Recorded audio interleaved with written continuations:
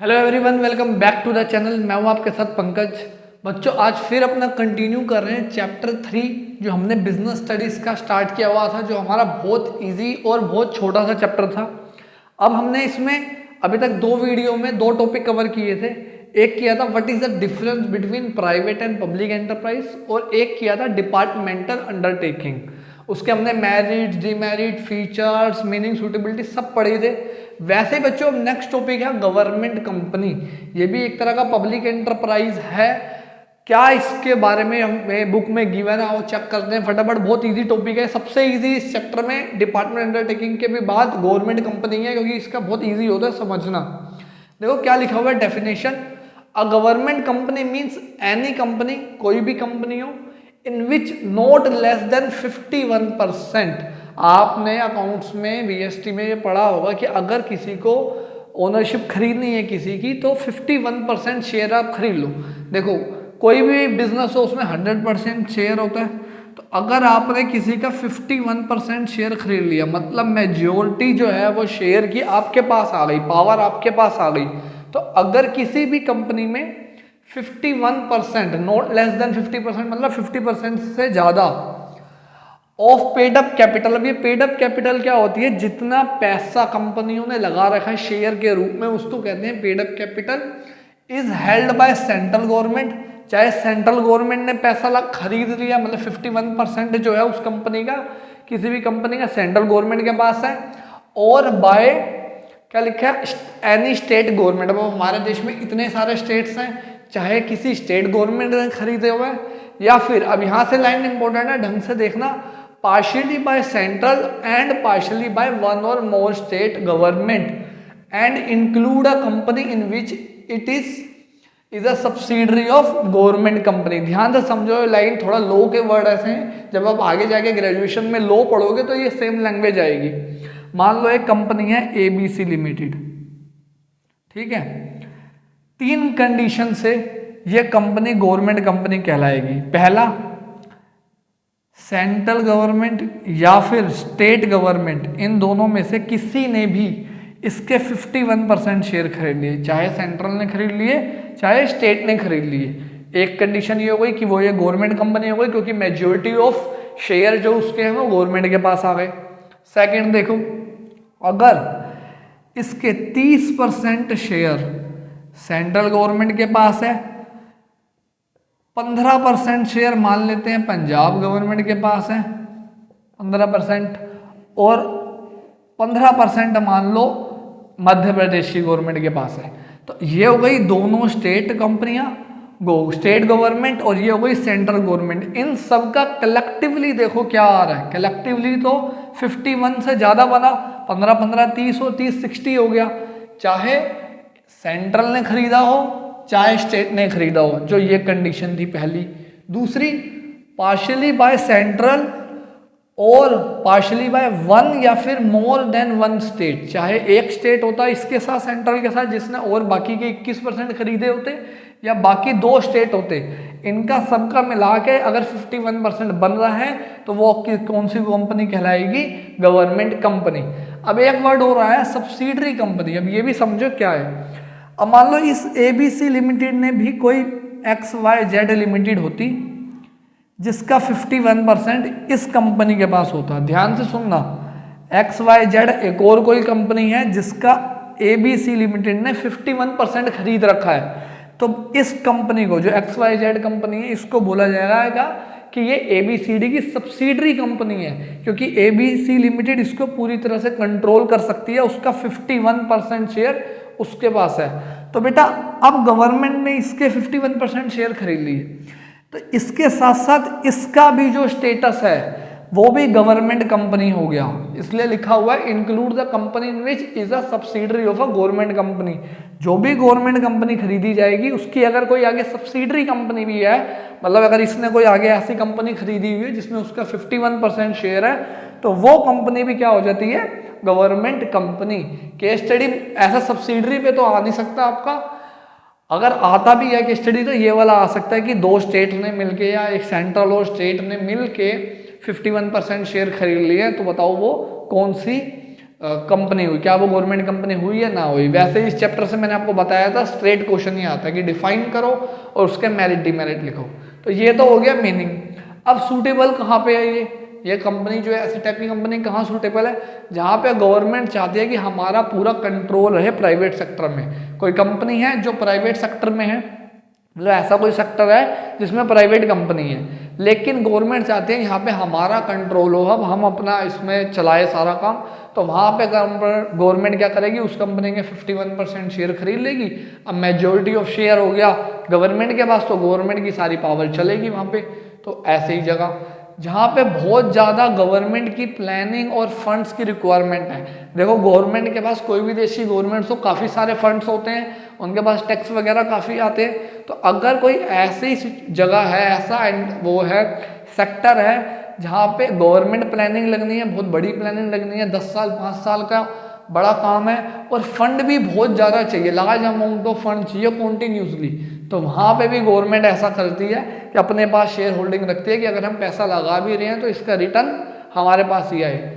इसके बाद जहाँ पे government wants to promote and develop a field of economic activity in the public sector, जहाँ पे गवर्नमेंट चाहती है कि इस सेक्टर में इकोनॉमिक एक्टिविटी हो। इकोनॉमिक एक्टिविटी पढ़ा था ना हमने, जिससे प्रॉफिट कमाए, लोगों को काम मिले, देश का डेवलपमेंट हो, उसको बोलते हैं इकोनॉमिक एक्टिविटी। तो जहाँ पे पब्लिक सेक्टर में गवर्नमेंट चाहते हैं कि इसको हमने इकोनॉमिक सेक्टर बनाना है, इकोनॉमिक एक्टिविटी बनानी है, लोगों को काम देंगे और या उनका पैसा भी आए हमारे पास, तो वहाँ पे भी गवर्नमेंट क्या करेगी, ऐसा ही करेगी, 51% शेयर अपने पास रखेगी। ये हो गई इसकी सूटेबिलिटी। अब आओ इसके फीचर्स में। फीचर इसके बहुत सिंपल हैं। देखो, an organisation created by the Indian companies act. अब ऐसा क्यों लिखा हुआ है, ध्यान से समझना, अभी एक टॉपिक आएगा आगे और इसी चैप्टर में जिसपे इंडियन कंपनी एक्ट लागू नहीं होता। मतलब उस पर ये जो एक्ट है, कोई भी इंडिया में कंपनी होती है वो इंडियन कंपनीज एक्ट 2013 के अकॉर्डिंग बनती है, उसके रूल्स एंड रेगुलेशन उस पर अप्लाई होते हैं। लेकिन अभी हम नेक्स्ट वीडियो में जो कंपनीज पढ़ेंगे, जो कॉरपोरेशन पढ़ेंगे, उनके ऊपर इंडिया कंपनीज एक्ट नहीं लगेगा, उनका अलग से अपना एक्ट बना होता है।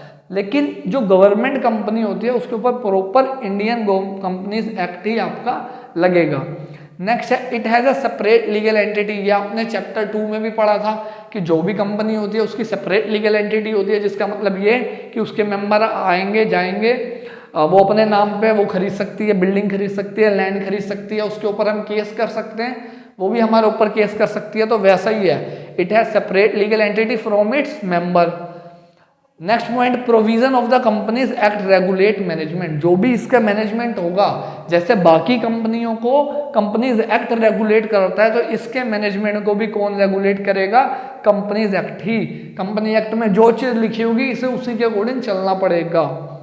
Next, exempted. अब ये नया वर्ड आया आपके लिए, एग्जम्प्टेड मतलब आपने अपने इकोनॉमिक्स में सुना होगा एग्जम्पशन वगैरह, तो वहीं से आया ये एग्जम्प्टेड, मतलब जिसमें किसी चीज की छूट मिलना। देखो बेटा, हर कंपनी को ऑडिट कराना होता है। ऑडिट का मतलब अकाउंट्स की चेकिंग होना कि इनके जो अकाउंट्स बने हैं वो सही बने या नहीं बने। लेकिन इसमें क्या होता है, एग्जम्प्टेड होते हैं वो अकाउंटिंग के रूल, ऑडिट के रूल से, सॉरी, मतलब ऑडिट जो है ICAI जो है, Indian institute of chartered accountant, उन्होंने ऑडिट के भी कुछ रूल्स बना रखे हैं। तो हर कंपनी को, हर CA को वो रूल फॉलो करने होते हैं ऑडिट के टाइम पे। लेकिन इनके टाइम पे ऐसा नहीं होता है, इनके लिए अलग से रूल बने हुए हैं, ये खुद अपना अपॉइंट करते हैं ऑडिटर। एक आगे जाके आप पढ़ाई करोगे तो वहाँ पे एक वर्ड आएगा CAG, वो इनका ऑडिट करते हैं, वो देखते हैं इनके रूल्स सही से बने हैं या नहीं बने। ये हो गए बच्चों फीचर्स। इसके 3-3 4-4 पॉइंट ही हैं, इसके ज़्यादा नहीं है, क्योंकि इसका स्ट्रेट क्वेश्चन आपका आने वाला है। अब देखो बात करते हैं मेरिट्स की। तो देखो बच्चों, पहला मेरिट क्या है, बहुत इजी है, it can be found by fulfilling the requirement of Indian company act. अब ये भी पॉइंट क्यों लिखा है, वही पॉइंट जो मैंने बोला, अभी एक टॉपिक आएगा जिसके लिए अलग से पूरे रूल्स एंड रेगुलेशन बनते हैं, जिसमें बहुत प्रॉब्लम होती है, पार्लियामेंट में जाना पड़ता है। लेकिन इसमें ऐसा नहीं है, एक गवर्नमेंट कंपनी इजीली बन सकती है जिसमें 51% शेयर बस किसके पास होना चाहिए, गवर्नमेंट के पास होना चाहिए। तो जैसे इंडियन कंपनीज एक्ट में बाकी कंपनियों के लिए लिखा हुआ बनाने के लिए, वैसे ही ये कंपनी बन सकती है। तो ये इसका एक मेरिट है कि इजीली बन जाएगा। इसके बाद a government company is a separate entity and so can manage there affairs independently. इसमें क्या, अब बोला कि जैसे यहाँ पे पढ़ा है एक सेपरेट लीगल एंटिटी है, मेंबर से कोई मतलब नहीं है, तो ये एक उसका मेरिट हो गया कि वो अपने नाम पे कुछ भी जाए खरीद सकती है। जो भी मैनेजमेंट है उनका, वो अपनी मर्जी से डिसीजन लेगा, अपने अकॉर्डिंग से ही क्या करेगा, सामान खरीदेगा। फेयर से मतलब है यहाँ पे कि जो कंपनी का लेन देन चल रहा है, जो भी इकोनॉमिक उनके यहाँ पे ट्रांजेक्शन चल रही है, जो भी चल रहा है वो इंडिपेंडेंट, किसी पे डिपेंड नहीं है। अभी बाकी जैसे डिपार्टमेंट अंडरटेकिंग में हमने क्या पढ़ा था कि मिनिस्ट्री के पास जाना पड़ता था बार बार, यहाँ कोई मिनिस्ट्री के पास नहीं जाना पड़ता आपको। जो भी आपके बोर्ड ऑफ डायरेक्टर होंगे जो कंपनी चलाते हैं वही डिसीजन लेंगे और उन पे ही सब कुछ आएगा। नेक्स्ट है रिड्यूस अनहेल्थी बिजनेस। अब देखो ये गवर्नमेंट कंपनी है, तो अगर ये कोई गलत काम करते हैं तो गवर्नमेंट की इमेज खराब होती है, तो इसलिए ये रिड्यूस करते हैं, ऐसी एक्टिविटीज को कम ही करते हैं। क्योंकि अगर ये कोई गलत काम करेंगे, लॉस होगा, तो अल्टीमेटली गवर्नमेंट का लॉस हो रहा है और गवर्नमेंट की इमेज खराब होगी तो उनको वोट वगैरह नहीं मिलेंगे। Next, it enjoy full autonomy. Autonomy मतलब बेटा फ्रीडम होता है, तो इनको कोई भी डिसीजन लेना हो तो इनको फ्रीडम रहती है। हमने पढ़ा था डिपार्टमेंट अंडरटेकिंग में कि वो रिस्क वाला, जो अगर कहीं पे रिस्क अपॉर्चुनिटी आती है तो वो डिसीजन को नहीं लेते, वो पीछे हट जाते हैं। लेकिन यहाँ पे ऐसा नहीं होता, ये सारे डिसीजन को इक्वल मान के चलते हैं और फुल ऑटोनॉमी होती है, फुल फ्रीडम होता है पूरा डिसीजन लेने का। अब आ गए आपके डीमेरिट्स। ये जो है ये डीमेरिट्स हैं आपके। अब देखो डीमेरिट्स में पहला क्या है, government is the sole share holder. Sole मतलब अकेला या फिर मेजोरिटी इनके पास होती है, जिसकी वजह से कंपनी एक्ट के जो प्रोविजन है वो कई बार वो फॉलो नहीं करते। क्यों? वही बात आ गई कि कुछ बातें किताबों में लिखी हुई अच्छी होती है लेकिन प्रैक्टिकली अप्लाई नहीं होती।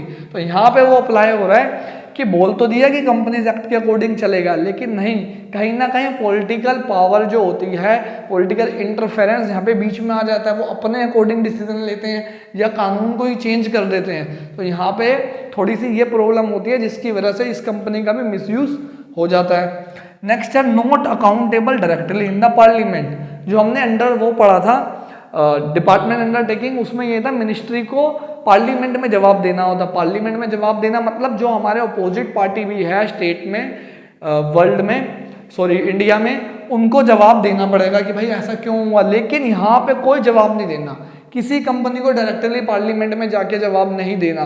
तो उस चीज़ का ये फायदा उठाते हैं। अगर लॉस हो भी गया तो इनको कोई ज़्यादा पूछेगा नहीं, इतना ज़्यादा जितना डिपार्टमेंट अंडरटेकिंग को पूछेगा।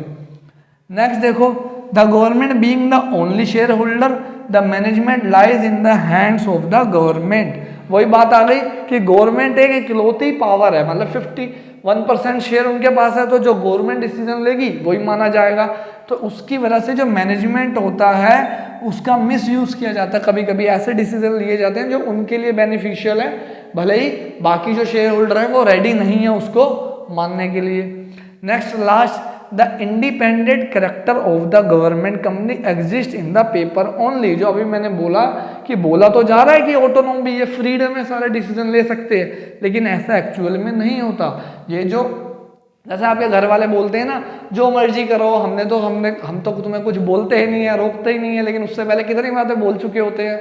तो वैसे ही है कि बोला तो जा रहा है कि अपने डिसीजन खुद ले सकते हैं, लेकिन नहीं, गवर्नमेंट जो पावर है, मान लो जिस स्टेट के पास इसके शेयर हैं, तो उस स्टेट की जो गवर्नमेंट है ऑफकोर्स वो बीच में आएगी। वो चाहेगी कि हमारी गवर्नमेंट जो है उसके लिए फायदा हो। जब वोटिंग आएगी तब वो अच्छे काम करेंगे, अदरवाइज काम नहीं करेंगे। तो ये एक इसका डीमेरिट है। तो ये हो गया बच्चों हमारा एक और टॉपिक गवर्नमेंट कंपनी का। अब पब्लिक एंटरप्राइज का इसमें एक और टॉपिक बचा है, साथ में जो और एक्स्ट्रा टॉपिक है जैसे एमएनसी, पीपीपी या जॉइंट वेंचर, ये अलग से टॉपिक हैं। ये टॉपिक ऐसे हैं जो इनसे भी छोटे हैं, जो एक दो मतलब साथ में कवर हो जाएंगे। तो पहले करेंगे जो एक और टॉपिक पढ़ा, उसके बाद आपका 4th चैप्टर स्टार्ट करेंगे जो ज़्यादा मार्क्स का है और इससे भी ज़्यादा इंपॉर्टेंट है वो। तो मिलते हैं बच्चों नेक्स्ट वीडियो में। Thank you everyone. वीडियो को ऐसे ही शेयर करो।